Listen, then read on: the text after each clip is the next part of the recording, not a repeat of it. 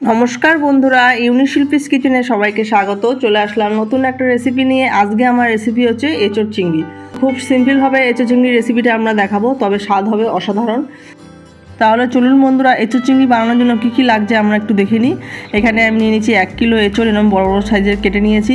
আর এখানে নিয়ে নিয়েছি 400 গ্রাম চিংড়ি মাছ। আর এখানে নিয়েছি একটা মিডিয়াম সাইজের টমেটো এরকম করে কেটে নিয়েছি, 4-5টা কাঁচা লঙ্কা, 3টে মিডিয়াম সাইজের পেঁয়াজ কুচি করে নিয়েছি। আর নিয়েছি 6-7টা আলু এরকম 2 টুকরো করে কেটে নিয়েছি, ছোটো সাইজের আলু। আর নিয়েছি 1 ইঞ্চি মাপের 2 টুকরো আদা। আর নিয়েছি একটা মিডিয়াম সাইজের রসুন। তো এবার চিংড়ি মাছের মধ্যে 1 চিমটি নুন আর হলুদ দিয়ে চিংড়ি মাছটাকে ভালো করে মাখিয়ে নেব। কড়াই বসিয়ে দিয়েছি, কড়াইতে দিয়ে দিচ্ছি পরিমাণ মতো জল এঁচোড়টাকে সেদ্ধ করার জন্য। এঁচোড়টা আপনারা প্রেশার কুকারে একটা সিটি দিয়ে সেদ্ধ করে নিতে পারেন, তবে প্রেশার কুকারে সেদ্ধ করা এঁচোড় আমার খুব একটা ভালো লাগে না, ওই জন্য আমি কড়াইতে দিয়ে দিলাম। আর দিয়ে দিচ্ছি 1/2 চামচ মতো লবণ। এবার এঁচোড়টাকে আমরা 15 মিনিট মতো সেদ্ধ করে নেব। তো এঁচোড়টা ওদিকে সেদ্ধ হতে থাক, এখানে আমরা একটু মশলা করে নিই। টমেটো, রসুন, আদা, পেঁয়াজ, কিছুটা পেঁয়াজ, অর্ধেকটা টমেটো নিয়ে আমরা একটা পেস্ট বানিয়ে নেব। আলাদাভাবে আর মশলাগুলো করছি না, একবারে সব কিছু দিয়ে সুন্দর একটা পেস্ট বানিয়ে নেব। সামান্য জল দিলাম। এবার মশলাগুলো একটু করে নিই। ওইদিকে এঁচোড়টা সেদ্ধ হচ্ছে। 15 মিনিট হয়ে গেছে, এঁচোড়টা আমার মোটামুটি সেদ্ধ হয়ে গেছে। এঁচোড়টা কিন্তু খুব বেশি সেদ্ধ করিনি, 70% মতো এঁচোড়টা আমরা সেদ্ধ করব, আর বাদ বাকিটা রান্নার সময় হয়ে যাবে। দেখুন, খুন্তিতে দেখে নিলাম এঁচোড়টা সেদ্ধ হয়ে গেছে। এবার এঁচোড়টাকে আমরা তুলে নিচ্ছি।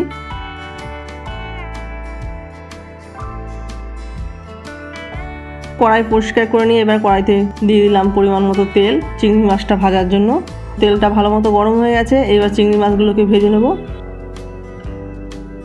চিংড়ি মাছগুলো কিন্তু খুব বেশি করে ভাজবো না, 2 থেকে আড়াই মিনিট চিংড়ি মাছটাকে হালকা লাল হলেই চিংড়ি মাছটাকে ভেজে তুলে নেব। বেশি ভাজা হলে চিংড়ি মাছগুলো আবার শক্ত হয়ে যাবে। 2-2.5 মিনিট ভাজা হয়ে গেছে, চিংড়ি মাছগুলোকে এবার আমরা তুলে নিচ্ছি। এবার ওই কড়াইতে দিয়ে দিলাম আরেকটুখানি তেল। তেলের মধ্যে এবার যে এঁচোড়গুলো জল ঝরিয়ে রেখেছিলাম সেই এঁচোড়গুলো একটু ভেজে নেব 5 মিনিট মতো। আমরা খুব বেশি রান্নাতে তেল ইউজ করছি না, কারণ গরমের মধ্যে এত বেশি তেল খাওয়া ভালো না, আর মশলাও খুব বেশি খাওয়া ভালো না, যার জন্য হালকা তেলেই আমরা এঁচোড়টাকে ভাজি। আপনারা চাইলে আরেকটু তেল অ্যাড করে দিতে পারেন। তো এঁচোড়ের মধ্যে দিয়ে দিলাম 1/2 চামচ মতো একটু লবণ, আর দিয়ে দিচ্ছি সামান্য একটু হলুদ গুঁড়ো। লবণ হলুদ দিয়ে এঁচোড়টাকে একটু ভেজে নেব। সিদ্ধ করার সময় কিন্তু আমরা এঁচোড়ের মধ্যে লবণ দিয়েছিলাম, আর ভাজার সময় একটু দিয়ে নিলাম। তো রান্নার সময় অবশ্যই লবণটা দেখে দেবেন। এটা দেখুন 4-5 মিনিট ভাজা হয়ে গেছে, এবার এঁচোড়টাকে আমরা তুলে নিচ্ছি। এবার কড়াই পরিষ্কার করে নিয়ে আবার কড়াইতে দিয়ে দিলাম 40 গ্রাম মতো তেল। তেলটা ভালো মতো গরম হয়ে গেলে এর মধ্যে আমরা ফোড়ন দিয়ে নেব। 2 টুকরো এলাচ, 2 টুকরো লবঙ্গ, 2 টুকরো দারচিনি, 2টো তেজপাতা, একটা শুকনো লঙ্কা আর কিছুটা জিরে। এবার ফোড়নটা 30 সেকেন্ড মতো লাল লাল হয়ে গেলে তারপরে আমরা এর মধ্যে অ্যাড করে দেবো যে পেঁয়াজটা কুচিয়ে রেখেছিলাম, সেই পেঁয়াজটা এবার দিয়ে একটুখানি নেড়ে নেবো 1 মিনিট মতো। পেঁয়াজটা 1 মিনিট মতো ভেজে দিয়েছি। এবার এর মধ্যে দিয়ে দিলাম যে টমেটোটা রেখেছিলাম, সে টমেটো আর আলু। এবার পেঁয়াজের সঙ্গে টমেটো, আলু, পেঁয়াজ সব একসঙ্গে ভাজা হয়ে যাবে। আপনারা চাইলে আলুটা আলাদা করে নুন হলুদ মাখিয়ে ভেজে নিতে পারেন, তো আমি আর আলাদা করে ভাজছি না, কারণ তেলের পরিমাণটা বেশি লাগবে, যার জন্য আমি একবারেই ভেজে নিলাম। আলু, পেঁয়াজ, টমেটো 2-3 মিনিট ভাজার পর একটু লাল লাল হয়ে গেলে তারপরে আমরা এর মধ্যে অ্যাড করে দেবো যে মশলাটা করে রেখেছিলাম, সেই মশলাটা। এবার মশলাটা দিয়ে আরও 2 মিনিট একটু কষিয়ে নেব।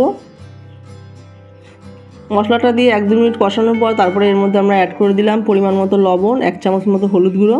এবার লবণ হলুদ দিয়ে আবারও কষিয়ে নেব।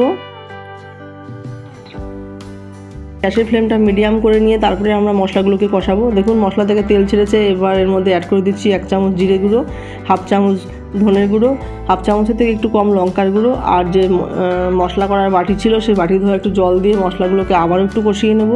তো শুকনো মশলাগুলো আগে দিইনি, কারণ মশলাগুলো পুড়ে যেতে পারে, যার জন্য। পেঁয়াজ রসুনগুলো হালকা কষানো হয়ে যাওয়ার পর আমি শুকনো মশলাগুলো অ্যাড করলাম। দেখুন মশলাগুলো সব আমার কষানো হয়ে গেছে। এইবার যে আমি এঁচোড়গুলো ভেজে রেখেছিলাম সেই এঁচোড়গুলো মশলার মধ্যে মিশিয়ে দিলাম। আবারও আমরা 2-3 মিনিট মতো এঁচোড়টা মশলার সঙ্গে মিশিয়ে কষিয়ে নেব। দেখুন বন্ধুরা, 2-3 মিনিট কষানো হয়ে গেছে। এবার আমরা এর মধ্যে অ্যাড করে দেবো চিংড়ি মাছগুলো। এঁচোড় চিংড়ি মাছ দিয়ে আবারও 1 মিনিট মতো কষিয়ে নিলাম। কষানোর পর এবার আমরা এর মধ্যে অ্যাড করে দেবো গরম জল। ঠান্ডা জলও দিতে পারেন, তবে গরম জল দিলে রান্নার স্বাদটা আরও ভালো হয়।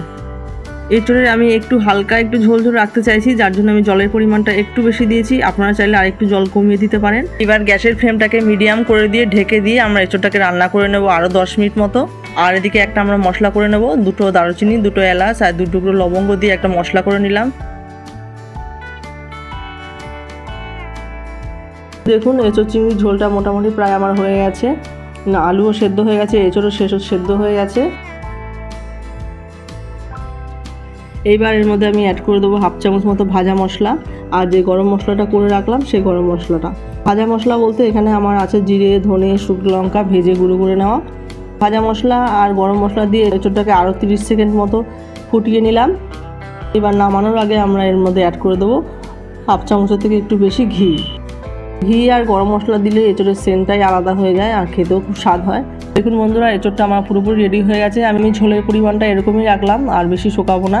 আপনারা ঝোলটা একটু কম খেতে চাইলে ঝোলটাকে আরেকটু শুকিয়ে নেবেন, আর ঝোলটা পরে অবশ্য আরেকটু টেনে নেবে, অসুবিধা নেই। আমার এঁচোড় চিংড়ি এবার পুরোপুরি রেডি। এবার গরম গরম ভাতের সঙ্গে পরিবেশন করুন লোভনীয় স্বাদের এঁচোড় চিংড়ি রেসিপি।